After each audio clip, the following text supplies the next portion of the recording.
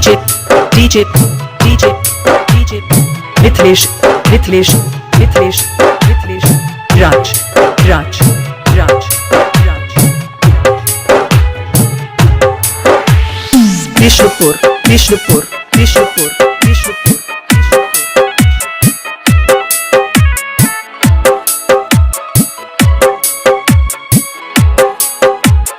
15 number पर station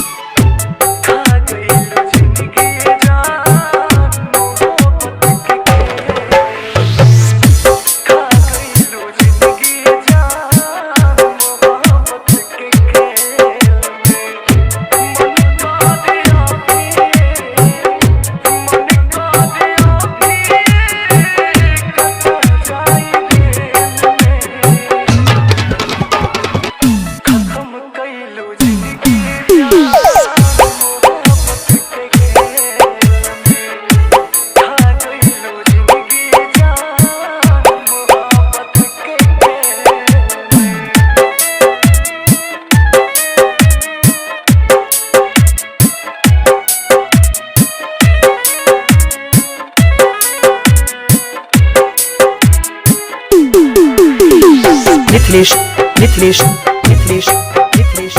Raj Raj Raj Vishnupur Vishnupur Vishnupur 15 number पर station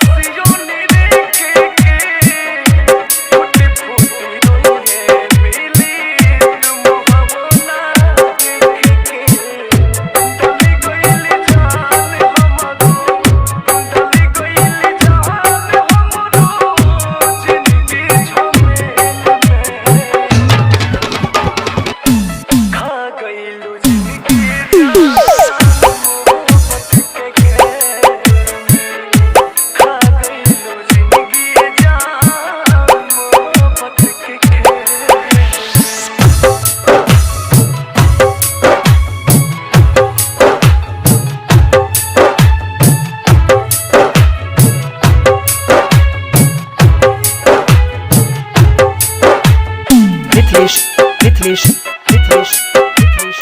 Raj Raj Raj Vishnupur Vishnupur Vishnupur Vishnupur 15 number पर station